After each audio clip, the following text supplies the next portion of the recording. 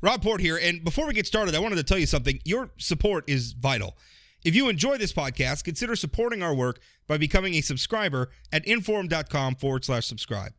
As a subscriber, you ensure the future of local news and podcast content. Support local journalism at inforum.com/subscribe today. This podcast is brought to you by the North Dakota Petroleum Foundation. From heating our homes, empowering our vehicles, to cell phones, clothing, and medical equipment, oil and natural gas makes everyday life better. North Dakota Oil and Natural Gas, advancing the possibilities. Learn more at ndpetroleumfoundation.org.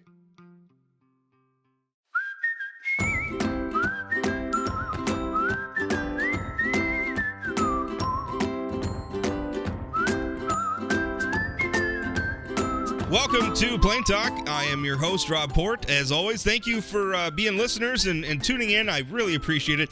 In a moment, going to talk with, he's a former state senator, Tracy Potter. He's going to be running again for the state senate in District 35 in Bismarck.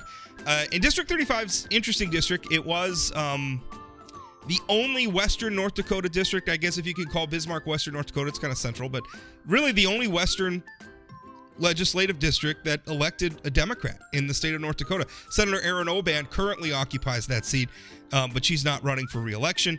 We have two other announced candidates for the seat, Ryan Eckroth, who's running for the Republican nomination, as well as Sean Cleary, also a Republican running for that nomination.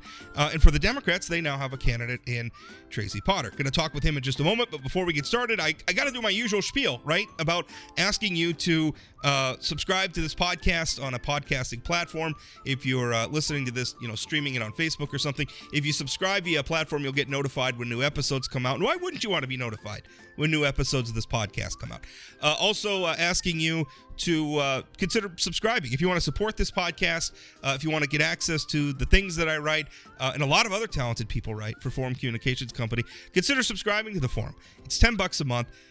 You get subscriptions to the Dickinson Press, really all of our papers. One subscription that covers all of them. So if you subscribe to the Fargo Forum, you also get the Grand Forks Herald. If you subscribe to the Dickinson Press, you also get the Jamestown Sun. So that's news across our state, across our region that you can subscribe to. It's $10 a month. Easiest place to go to subscribe is probably inforum.com/subscribe. Okay, now that the commercial stuff is over, we're going to get to Tracy Potter. And Tracy, thanks for your time today.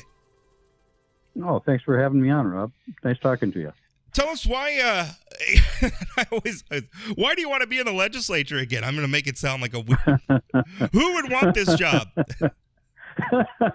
Well, I think I can do some good. I think it can be of some value there. I've thought about this. It's not my favorite job that I ever had. My favorite job that I ever had was assistant director at tourism for Kevin Kramer and Jim Fugley, because as the assistant director, you're not responsible to anybody except the director. They've got to go please all the legislators and everything. And my job was to find out what was fun and tell people about it. It was a great job. Yeah. But the legislature, I think in the state Senate, that maybe was when I felt like I was the best at that job. That I've, all the other things I've done in my career, fine, I'm managing a lot of people and promoting heritage tourism. But in the legislature, I just felt like it fit it. There were, there's certain things like ability to make snap decisions, short attention span. These are valuable tools when there's 1,000 bills, 1,200 bills coming at you in 80 days. But also just the kind of ability to question things and not just, be a partisan hack, but to look at issues and figure out how 90% of the issues in the legislature are not partisan.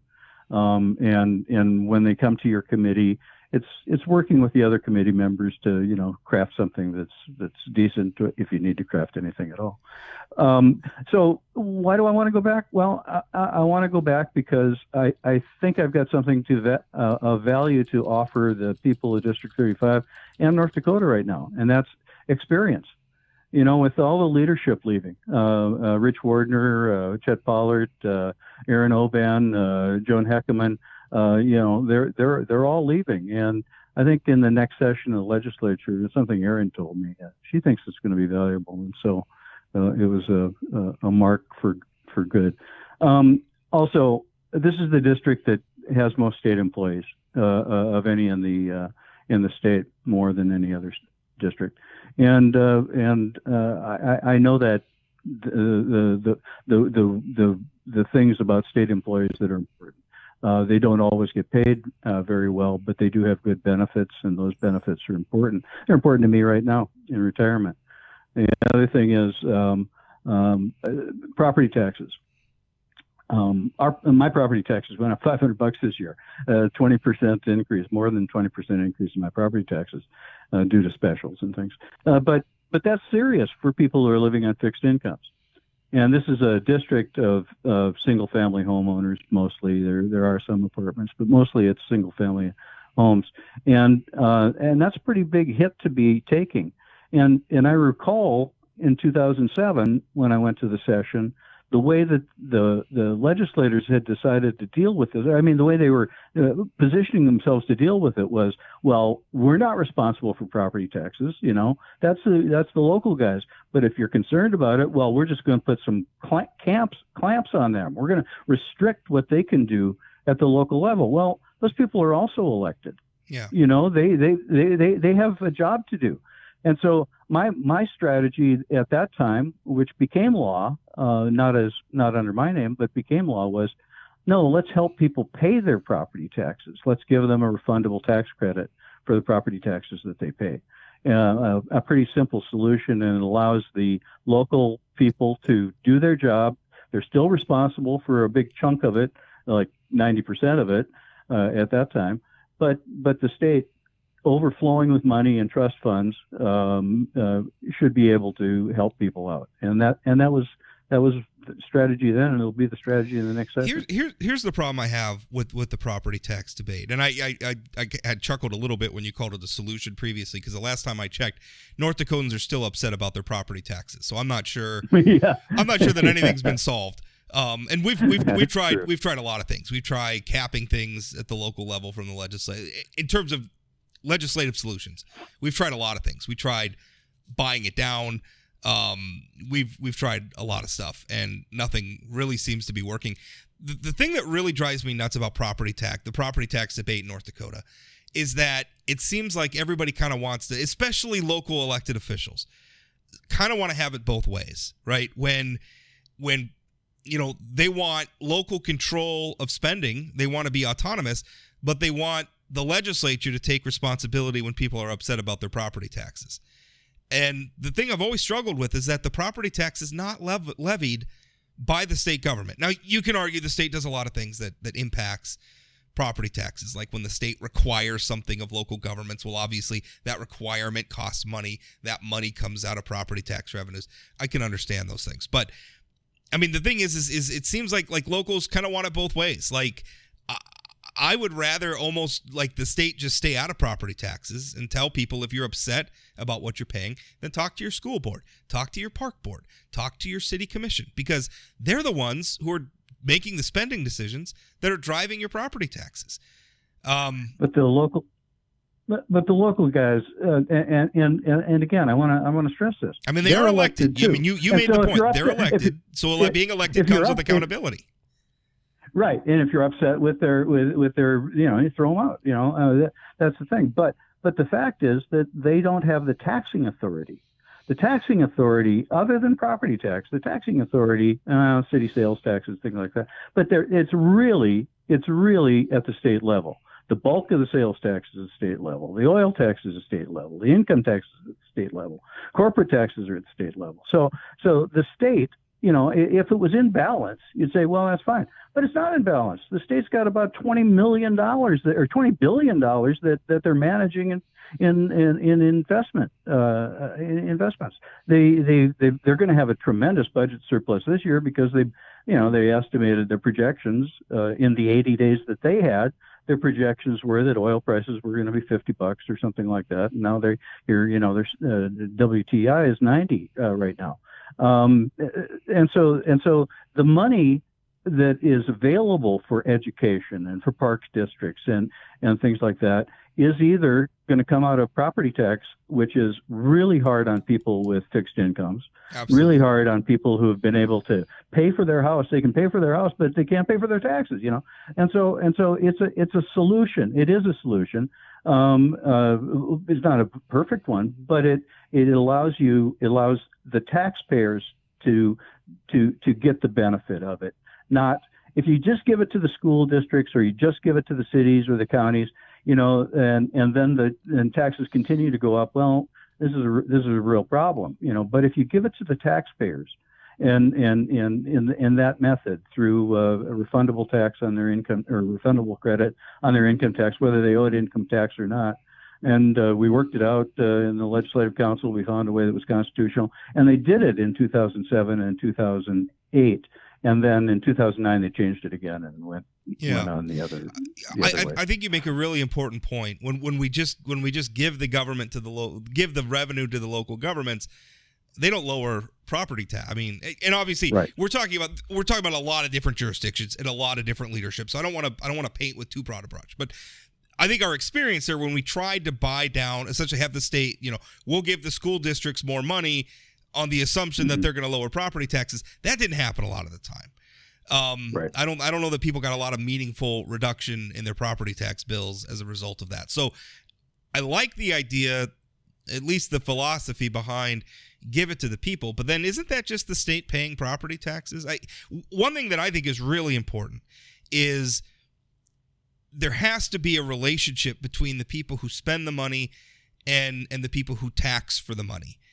And I worry anytime we do anything to obscure that, right? So if I'm living in the city of Minot, and my local taxes go up, whether it's my local sales tax or my local property tax or what have you, that should be a product of the decisions made locally. I mean, what I worry is every time the legislature swoops in, we're just obscuring that relationship between the people who are taxed at the local level and the people at the local level who are doing the taxes. I don't want to obscure that relationship because then I think you run into problems with accountability. Who are we holding accountable for this? Let me posit it to you this way. If my property taxes are X and 80% of X is coming from the local guys, I'm still going to be concerned about talking to them and holding them accountable for that 80%. But it'd be nice if that other 20% came from some money that is laying there, not being used by government. And I'm not suggesting that it should be used. You shouldn't be, hiring, state employees you don't need, or you shouldn't be building roads you don't need. But we presume that the people who are elected are making judgments based on what they really should have and not just wish fulfillment. We're not building any space stations or anything. Yeah, I mean, I think that's fair, but I just worry that if you give me money, like the amount of pain that I can bear, like say I make $50,000 a year, which is probably pretty close to the North Dakota median. I make about $50,000 a year. So my capacity to pay property taxes is within that $50,000 a year. If the state comes along and gives me some money, well, my capacity, why wouldn't locals just raise property taxes? Because my capacity just got bigger. I mean, a lot of ways, I think it's what we did with higher education, where prices for college went through the roof, and it happened because we gave the people who were seeking a college education, the students, we essentially gave them money, or at least subsidized loans for them. I mean, we increased their capacity to bear those costs, and so the costs went higher. Why wouldn't we think that would happen with local government, where if the state comes along and through some sort of a tax credit increases my capacity to pay property taxes, why wouldn't the locals just increase property taxes to take advantage of that new capacity? You and I are both ideologues, and in debating philosophy, we get to that point. Yeah. I'd say let's look at it pragmatically. There is no doubt. I don't think you have any doubt that the state actually is overflowing with revenue, and we've created the legacy fund and those things to try to handle that, because we want to make an investment in the future for to hand out checks to our citizens in the future, or to lower the cost of government in the future. I'm sorry. As a former citizen of the state of Alaska, I don't want a permanent fund in North Dakota. Not to mention the fact that North Dakota's revenues are fundamentally different. You know, the legacy fund is made up of a tax where we're taking money from people as a tax. In Alaska, those revenues are royalties, as in, I'm a citizen of the state of Alaska. This is development that's happening on state-owned lands, and so the revenue from that is being distributed. Philosophically, those are two different I don't want to tax one group of people and then just distribute the taxes to somebody else. I find that abhorrent. I don't ever want that for North Dakota. Right. And it's a point well taken. And what I'm saying is that if you're going to money in an investment fund is not the same as investing in the citizens today. I want to invest in the children of today so that they succeed in the world, not just smooth their future for them by helping pay down some of the costs of government in the future. But that's one issue. I think another important issue to me, and one that motivates me, is I just feel the state is the legislature is too full of itself. I'm a former civics teacher, and one of the things that I enjoyed doing in the legislature and found myself having to do too often was to explain the checks and balances and the limits of power that the legislature has. And, it's one thing for them to mess around with the executive branch's powers, or I don't think anybody messes with the judiciary, because we never can figure out how to stop that. but they mess with these local units of government by, trying to tell them, here's the restriction, here's the cap on your taxes. But the most important thing is, they're messing with our sovereignty as the people in North Dakota. In North Dakota, it's right in the Constitution. The people are supreme. And that's why it took us a while. It took us the first 30 years, 25 years of our statehood before we got these powers. But we eventually had the powers of initiative, of referendum, and of recall. And that's what I call direct democracy. And the really big one was when the people got the right to initiate constitutional amendments. We'd always had the right to approve them, but now we had the right to actually initiate them, and that was in 1914. Yeah. And that was used quickly. It was used to. It was funny because the NPL was the first victim of the recall. The first and only. But that was good too. You always count on the left to build programs and then have the right manage them. It'll probably work out better. Anyway. I saw your argument, and I gotta tell you, I don't like direct democracy, and don't feel like it's anything worth defending. If I had my way, I should say, I like the idea of referring laws the legislature passes to the ballot. I think that's a valid check and balance. Essentially, the people exercising what amounts to a veto. I like the idea of being able to recall elected officials. I think that's great. I absolutely like that. I don't like the idea of legislating, whether it's a statute or a constitutional amendment, at the ballot box.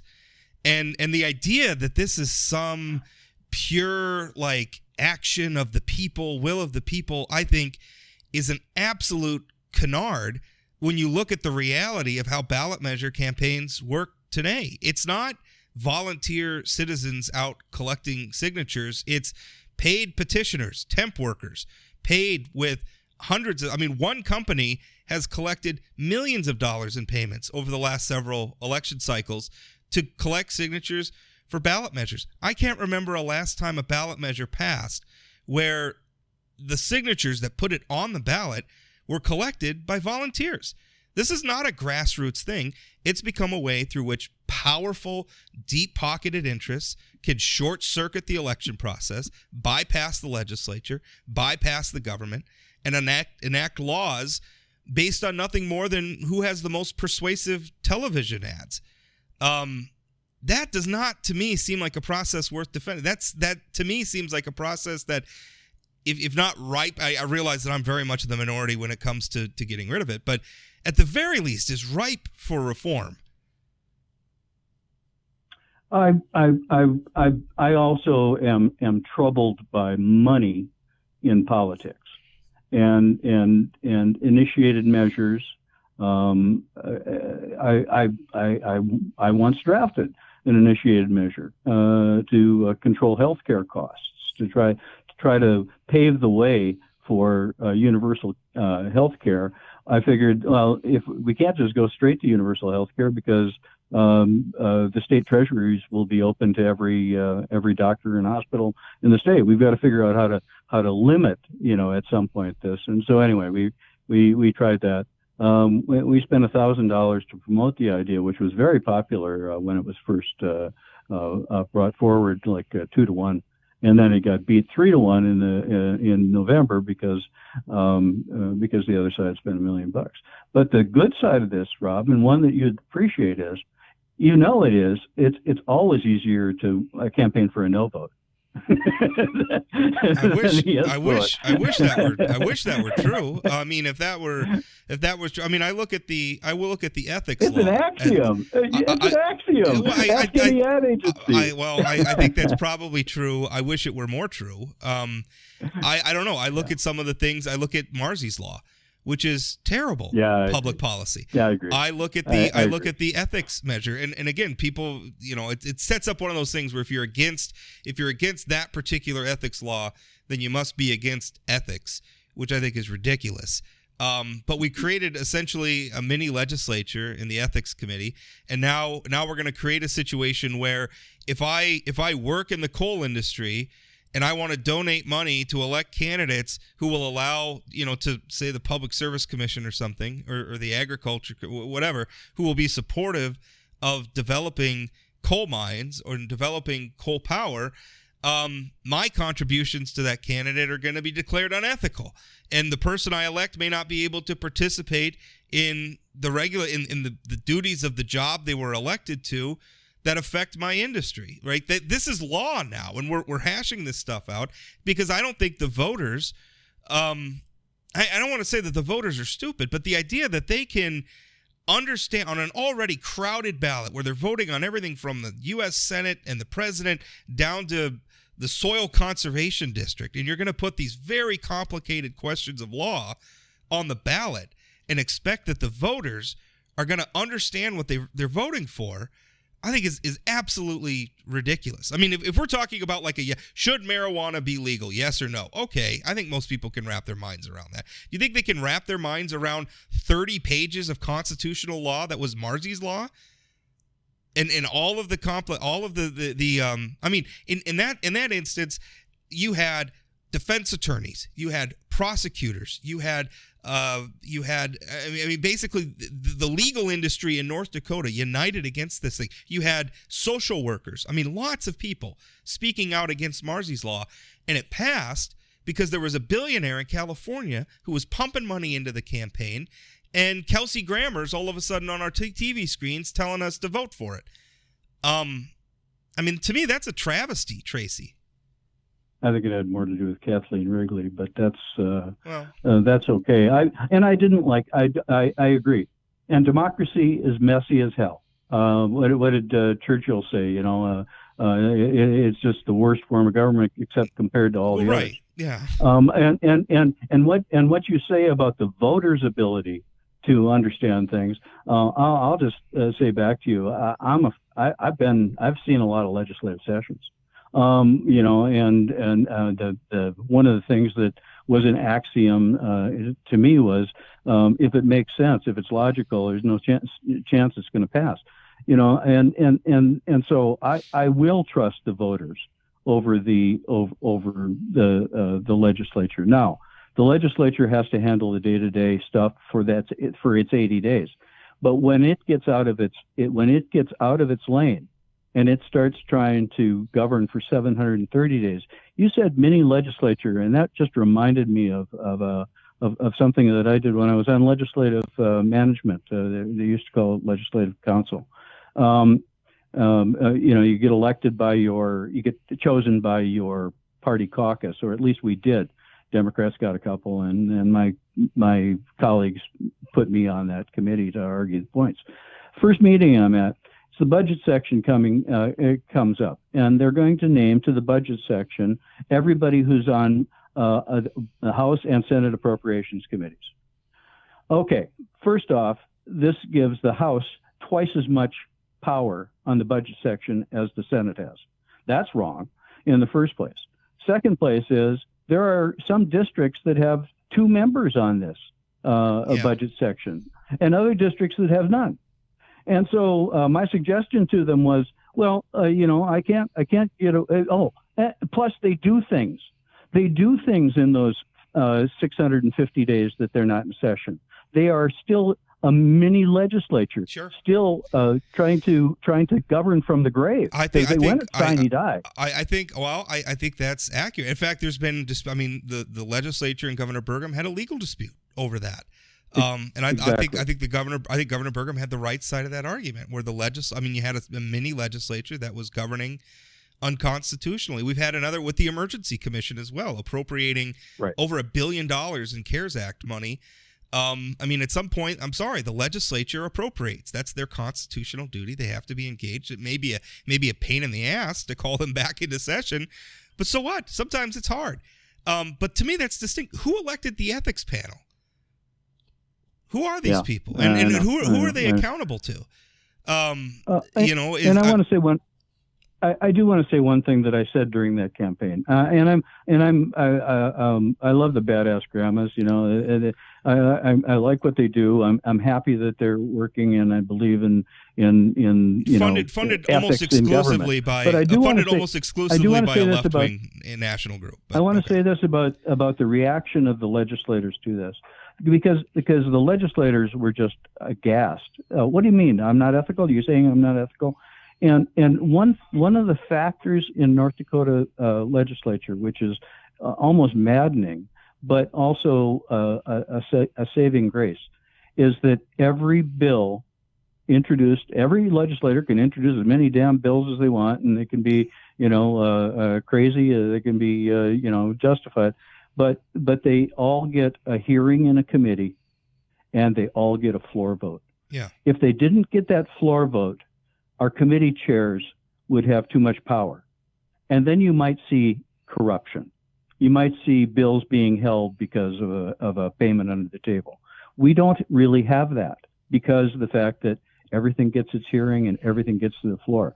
Now, it's maddening because, like I said, 1,200 bills or 1,400 bills. Oh, sure. Every we see the news media go, oh, we're wasted so much time on these bills. Well, right. Sorry.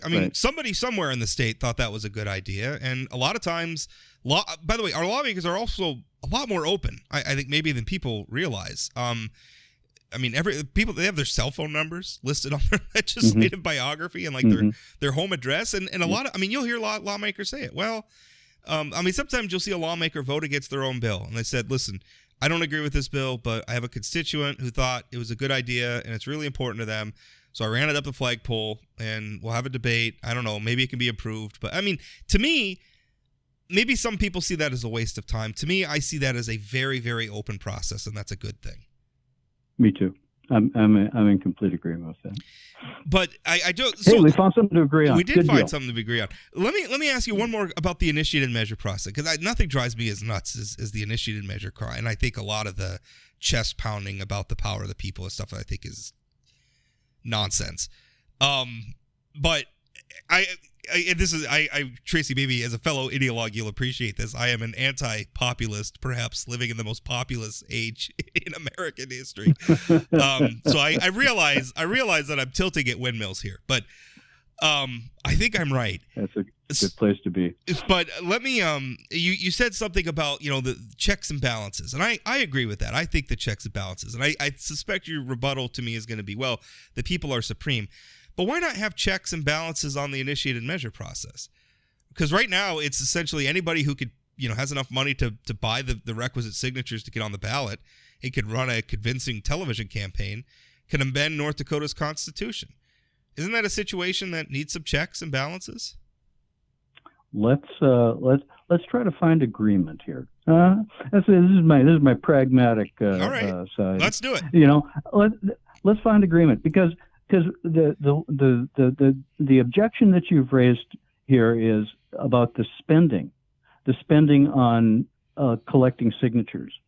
How about if we make it illegal to spend money collecting signatures? Sure. Now, I don't know how that works. That might run afoul of the constitutionality of free speech or something along those lines. But to me, you do identify a problem that somebody from out of state or even in state can just unroll.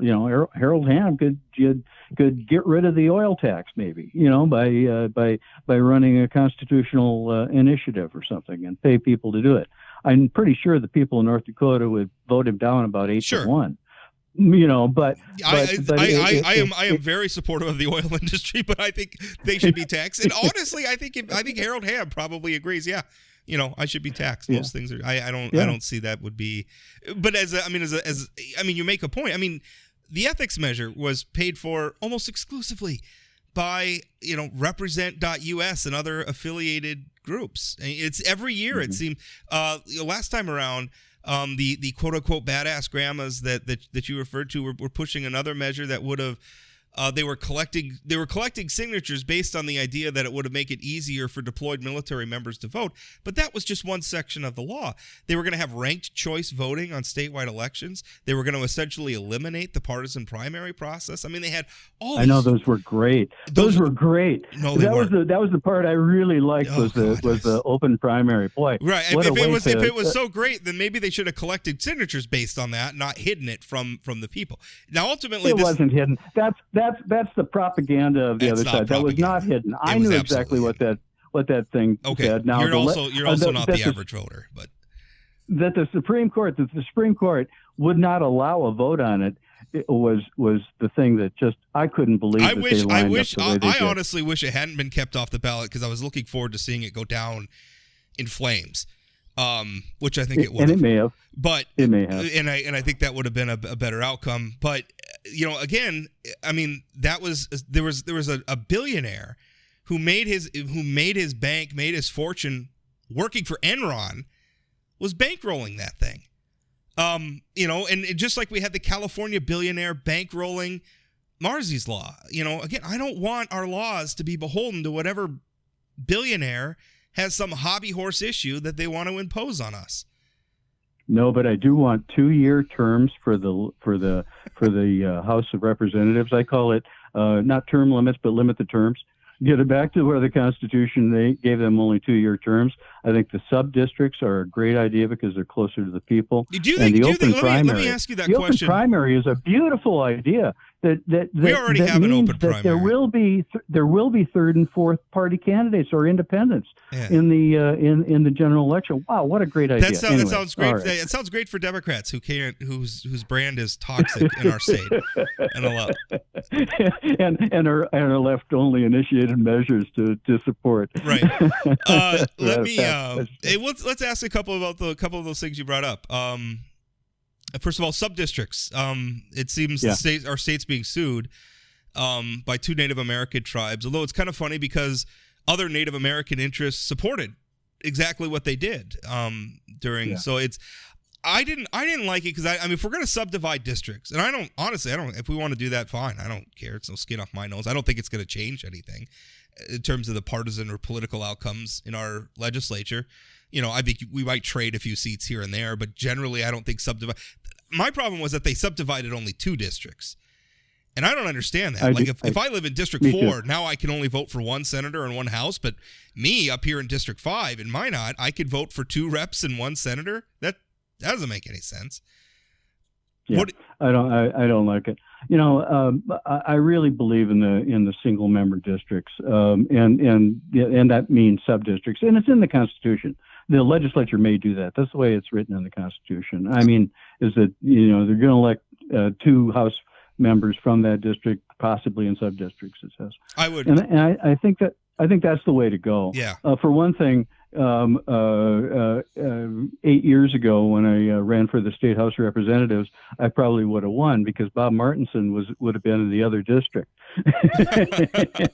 Yeah. Groovy Bob Martinson. That's what I always call him, Groovy Bob. Yeah, I like. Were Bob you a the lot. one who He's ran that ad against Bob Martinson? And I don't, people listening to this are probably their eyes are rolling back into their heads. But Bob Martinson, somebody ran an ad against him because Bob Martinson's been in the legislature a long time, well over 40 years. Right.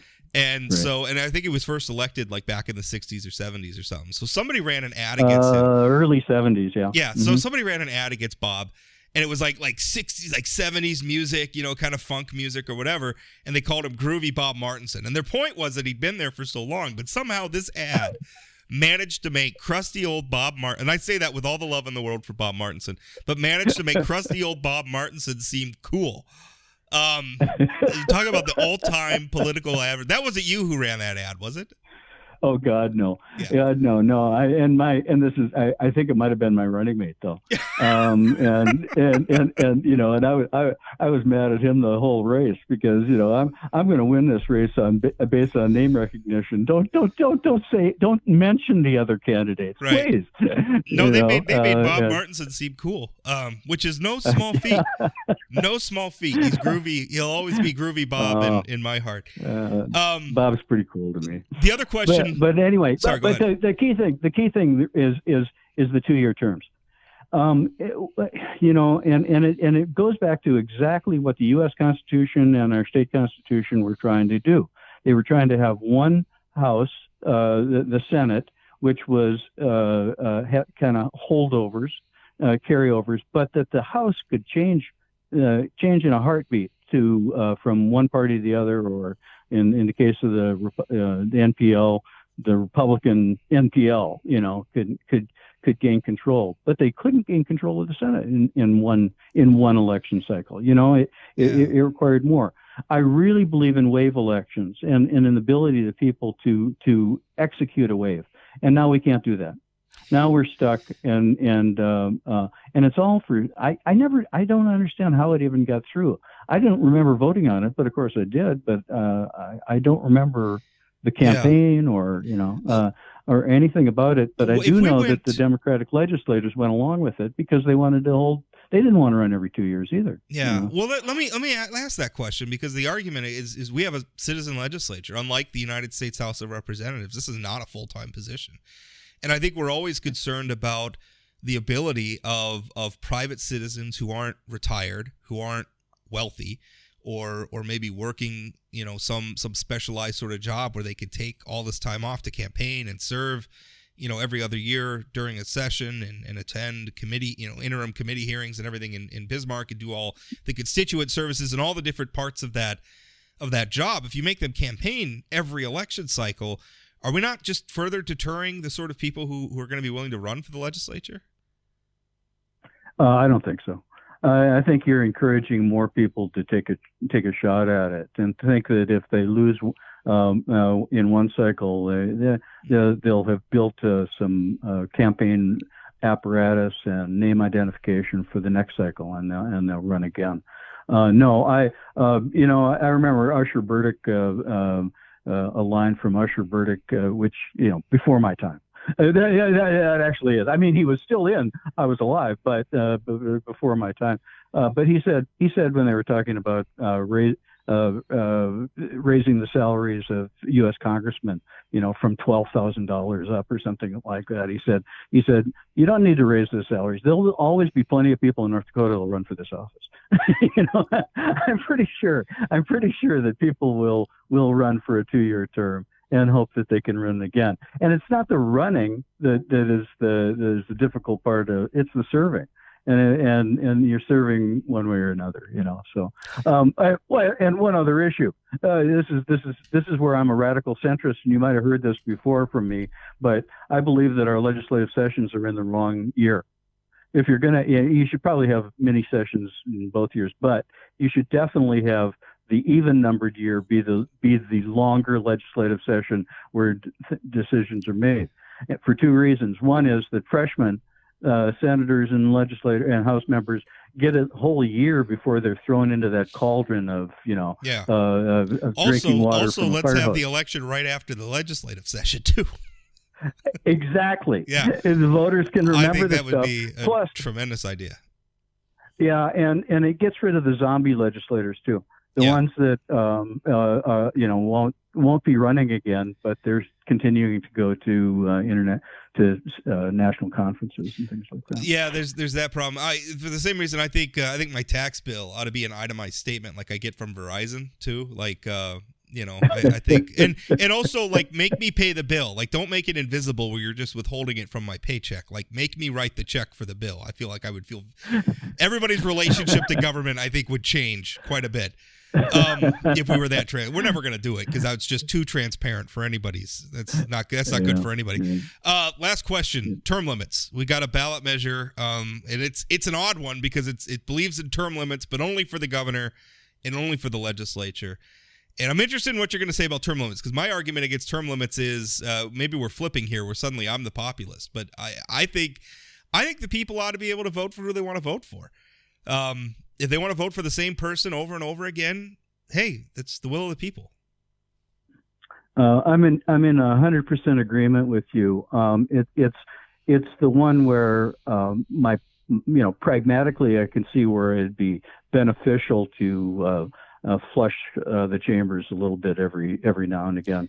But I just ideologically, philosophically, absolutely believe in the right of the people to vote for anybody they want. It's interesting. I went back and I actually did the math on the legislature going back a couple of decades. I went back to 2000, and during that time, about every 2 years, like every cycle, about 15% of the legislative seats turn over. I mean, obviously that's various reasons. Some people retire, some people die, some people aren't reelected. But it's not as great a job as people think. Right. It's not always very fun. But I mean, to me, that's a pretty good rate, about 15%. Honestly, it was higher than I expected, but it was a little over 15%, which means that, within 4 cycles, granted that's 8 years. I mean, you're talking about what? About more than 60% of the legislature being turned over within 8 years. I mean, that's pretty good. And as far as term limits for the governor, we've only had 2 governors in state history serve longer than 8 years. Governor Hoban, who served for 10, and Governor William Guy, who served for 12. I think we should have made Hoban stick out all 12. You think so? If we just could have done that. Yeah. then I wouldn't have had to run against him. Yeah. Well, yeah, there's that. He's on the ballot again, and his only real challenger so far is Rick Becker, which I think is going to be something. That's going to be something to watch. Well, Tracy, I thank you for your time. I appreciate it. It's fun to talk with you, even though we did, and we even found some areas of agreement, which is I think is always fun. So thank you so much for your time. All right, Rob. And good luck. District 35. It's kind of funny because I've had 2 senators on from District 35, and I don't drill down into legislative races a lot because this has a statewide audience. But I think District 35 is going to be one to watch this year. It's an interesting one. I'm hoping a lot of people are watching it, and they'll send me some money. So well, thanks. All right, do your fundraising on your own time, Tracy. Thanks for your time. All right. Bye. Thanks, Rob. Bye-bye.